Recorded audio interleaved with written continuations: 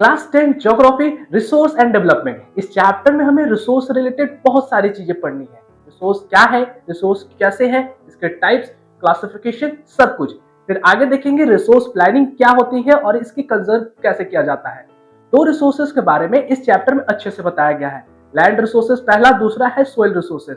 दोनों के डिग्रेडेशन और कंजर्वेशन कैसे किए जाते हैं, कैसे किए जा सकते हैं, इसके बारे में हम लोग मेथड्स जानेंगे। तो हेलो स्टूडेंट्स, मेरा नाम है सौरभ कुमार। वेलकम टू पढ़ लो प्रोज। चलिए बिना टाइम वेस्ट किए शुरू करते हैं। सबसे पहले रिसोर्स क्या है इसके बारे में जानकारी हासिल कर लेते हैं। रिसोर्स का मतलब क्या होता है? कोई भी चीजें जो हमारी नीड्स को सेटिस्फाई करे और जिसे हम इफेक्टिवली यूज कर सकते हैं, उसे हम रिसोर्स कहेंगे। Definition, any material that is useful and has value is called resource. इतना तो हो गया, लेकिन वो टेक्नोलॉजिकली एक्सेसिबल भी होना चाहिए, मतलब उसको यूज करने के लिए हमारे पास प्रॉपर टेक्नोलॉजी हो। दूसरी, इकोनॉमिकली फीजिबल, यानी कि वो रिसोर्स इतना महंगा ना हो जिसे कि हम खरीद ना सके। तीसरी, वो रिसोर्स कल्चरली एक्सेप्टेबल होने चाहिए, हमारे सोसाइटी और हमारे लिए कुछ फायदा पहुंचाए, हम उसे एक्सेप्ट करें। नेक्स्ट, फर्दर हम लोग देखते हैं रिसोर्सेस को तीन भागों में बांटा गया है। Natural resource, human made resource, तीसरा ह्यूमन रिसोर्स खुद है। नेचुरल रिसोर्सेज को फर्दर चार कैटेगरीज में डिवाइड किया गया है। क्लासिफिकेशन का देखें तो ओरिजिन के बेसिस पे पहला बायोटिक, जिसमें लिविंग ऑर्गेनिजम्स आएंगे जैसे कि प्लांट्स, एनिमल्स। दूसरा एबायोटिक, जिसमें नॉन लिविंग ऑर्गेनिजम्स आएंगे जैसे रॉक्स, वाटर एटसेट्रा। एक्सोस्टेबिलिटी के बेसिस पे भी इसे दो भागों में बांटा गया है। जो रिसोर्सेज दोबारा बन जाते हैं उन्हें हम रीन्यूएबल रिसोर्स बोलेंगे, जैसे सनलाइट, एयर। अगर ये दोबारा जो रिसोर्सेज नहीं बन पाते हैं या फिर पहले ही हम उसे यूज कर कर खत्म कर देते हैं, उसे नॉन रिन्यूएबल रिसोर्स कहते हैं, जैसे कोल, पेट्रोलियम एक्सेट्रा। ओनरशिप के बेसिस पे इसे चार भागों में बांटा गया है।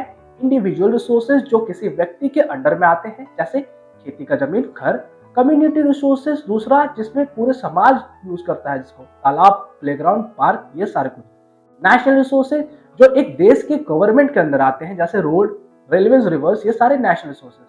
इंटरनेशनल रिसोर्सेज जो किसी एक कंट्री के कंट्रोल में नहीं होते, बल्कि इंटरनेशनल ऑर्गेनाइजेशंस उसे रेगुलेट करते हैं, जैसे समुद्र का open area, exclusive economic zone से बाहर का हिस्सा। स्टेटस ऑफ डेवलपमेंट के बेसिस पे इसे चार भागों में फिर से बांटा गया है। पोटेंशियल रिसोर्स जो किसी क्षेत्र में मौजूद तो है, लेकिन अभी पूरी तरह से यूज में नहीं लाया गया है, जैसे राजस्थान, गुजरात में विंड और सोलर एनर्जी का भरमार है, लेकिन अभी पूरी तरह से यूज में नहीं लाया गया है। डेवलप्ड रिसोर्सेज जो पूरी तरह से खोज लिए गए हैं और एक्टिवली यूज हो रहे हैं, उसे हम लोग डेवलप्ड रिसोर्सेज बोलेंगे। स्टॉक, अभी इंसानों के पास उसको यूज करने के लिए टेक्नोलॉजी प्रॉपर नहीं है, जैसे हाइड्रोजन से इलेक्ट्रिसिटी बनाना। रिजर्व्स जो हमें फ्यूचर के लिए सेव करके रखने हैं, उसे हम लोग रिजर्व्स बोलेंगे, जैसे डैम्स हो गए, कोल रिजर्व्स हो गए, ये सारे रिजर्व है। इतने सारे रिसोर्स पढ़ने के बाद अब देखते हैं इसका प्लानिंग का जरूरत पड़ती है। रिसोर्स प्लानिंग एक जरूरी प्रोसेस है जो कि इंश्योर करेगा कि हम रिसोर्स का सस्टेनेबल यूज करें। हम कुछ स्टेप्स दिए गए हैं इसे प्लान करने के लिए। आइडेंटिफिकेशन पहला स्टेप है, रिसोर्स को मैपिंग करेंगे, सर्वे करेंगे, सारा कुछ। दूसरा, प्लानिंग करेंगे रिसोर्स का, इसका यूटिलाइजेशन पॉलिसीज बनाएंगे, कंजर्व कैसे किया जाए। तीसरा, सस्टेनेबल डेवलपमेंट, यानी कि फ्यूचर जनरेशन के लिए सेव भी तो करना है हमें। आगे हम लैंड को भी एक रिसोर्स मानते हैं। इंडिया में लैंड का डिस्ट्रीब्यूशन अनइवन है, यहाँ प्लेन्स, प्लेटूज, डेजर्ट और माउंटेन सब कुछ मिलता है। तो चलिए एनसीईआरटी के बेसिस पे लैंड यूज क्लासिफिकेशन को समझेंगे। सबसे पहले आता है फॉरेस्ट, वन भूमि। ये इन्वायरमेंटल बैलेंस बनाए रखने के लिए बहुत जरूरी है। हमें यहाँ से वुड्स, हर्ब्स और रेनफॉल कंट्रोल सारा कुछ यहाँ पे होता है। अब बात करें land not available for cultivation, जो खेती के लिए अवेलेबल नहीं है। पहला टाइप है बैरन वेस्टलैंड, बंजर भूमि, जहां फार्मिंग पॉसिबल होती ही नहीं है, जैसे डेजर्ट, रॉकी एरिया। दूसरा टाइप है नॉन एग्रीकल्चरल यूजेस वाले लैंड, जहां पे बिल्डिंग्स, रोड्स, इंडस्ट्रीज डेवलप की जाती है। अब अदर आते हैं अनकल्टिवेटेड लैंड, अन्य कृषि रहित भूमि पर। इसमें आता है परमानेंट पास्चर, हमेशा के लिए जो चारागाह भूमि जहां पे एनिमल्स ग्रेज करते हैं। फिर ट्री क्रॉप्स, वृक्षारोपण भूमि, जहां पेड़ उगाए जाते हैं बट कल्टिवेटेड लैंड में काउंट नहीं होते हैं। तीसरा टाइप है कल्चरेबल वेस्टलैंड, यानी कि जो लैंड 5+ साल से अनयूज पड़ी हो, उसे हम लोग कल्चरेबल वेस्टलैंड बोलेंगे। फैलो लैंड इंपॉर्टेंट कैटेगरी है। करंट फैलो लैंड, यानी कि 1 साल खाली रह दी गई लैंड, उसे बोलेंगे। अदर देन फैलो, 1 से 5 साल तक अनकल्टिवेटेड छोड़ दी जाए, उसे बोलेंगे। फाइनली नेट सोन एरिया जहां एक्चुअल में खेती होती है। अगर एक ही फील्ड में एक से ज्यादा बार क्रॉपिंग होती है तो उसे क्रॉस क्रॉप्ड एरिया बोलेंगे। लैंड हमारी लाइफ का एसेंशियल पार्ट है और इसका सस्टेनेबल यूज हमारे फ्यूचर को सिक्योर कर सकता है। आइए इसके वाइजली यूज करना सीखे। बहुत सारी दिक्कतों के कारण लैंड डिग्रेड हो जाती है, प्रॉब्लम्स आ जाते हैं लैंड में। इसके डिग्रेडेशन के कुछ रीजंस है। पहला है soil reason, overgrazing, deforestation, mining. अगर इस प्रॉब्लम को सॉल्यूशन करना है तो हमें एफॉरेस्टेशन करना होगा, क्रॉप को रोटेट करना होगा ताकि सॉइल बची रहे, ग्रेजिंग कंट्रोल करना होगा, सस्टेनेबल इरिगेशन करना होगा। अब लैंड रिसोर्स देख चुके हैं, अगर सॉइल के बारे में देखते हैं।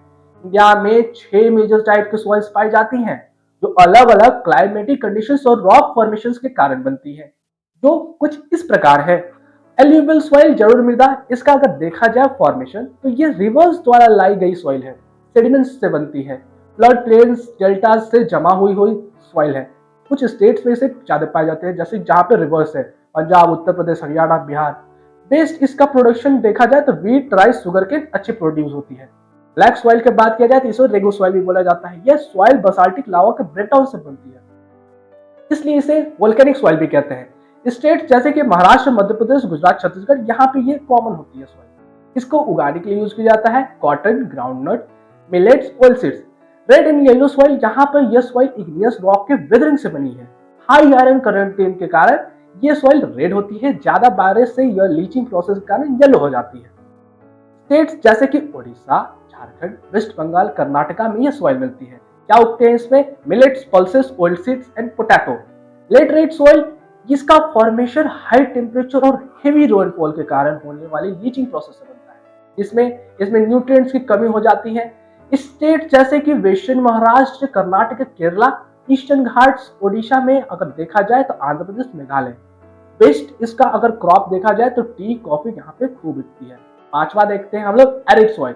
इसका फॉर्मेशन हाई टेम्परेचर और लो रेनफॉल के कारण बनती है। इसमें सॉल्ट्स और मिनरल की मात्रा ज्यादा होती है। कुछ स्टेट्स हैं अगर बात किया जाए तो गुजरात, हरियाणा, पंजाब, जिसमें बाजरा, पल्सेस, ग्वार अच्छे उगते हैं। फॉरेस्ट का बात किया जाए, फॉरेस्ट सॉइल, यहाँ पे यह soil decaying leaves, organic matter से बनती है। तो ऑफ कोर्स सी बात है, इसमें ह्यूमस की मात्रा अधिक होगी।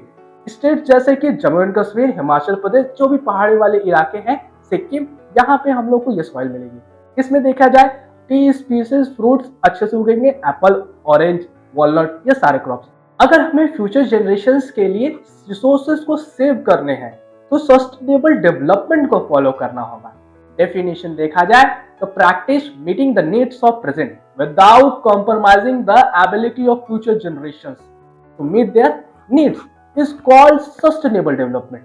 की प्रैक्टिसेस इसके बहुत सारे हैं, जैसे कि अगर देखा जाए सस्टेनेबल एनर्जी यूज करेंगे, डिफॉरेस्टेशन करेंगे, पोल्यूशन कम करेंगे, रिसोर्स का बैलेंस यूज करना, ये सारे हैं इसके की प्रैक्टिसेस। दोस्तों ये था rapid revision chapter 1 resource and development. Exam में इस चैप्टर से काफी इंपॉर्टेंट क्वेश्चंस आते हैं। चलिए कुछ इंपॉर्टेंट पॉइंटर्स रिवाइज करते हैं जो ऑलरेडी हम लोग अभी तक पढ़ चुके हैं। जैसे कि पहला हम लोग देखे थे डेफिनेशन ऑफ रिसोर्सेस और इसके टाइप्स। रिसोर्स प्लानिंग हमने देख ली, स्टेप्स देख लिए कि कैसे रिसोर्स प्लान किया जाएगा, causes and solutions of land degradation दोनों देख लिए, types of soil and there characteristics, importance of sustainable development भी देख चुके हैं। अगर आपको ये वीडियो पसंद आया, हेल्पफुल लगा तो लाइक करें, सब्सक्राइब करें और अपने दोस्तों के साथ शेयर करें। अगले चैप्टर में मिलते हैं दोस्तों। Happy learning.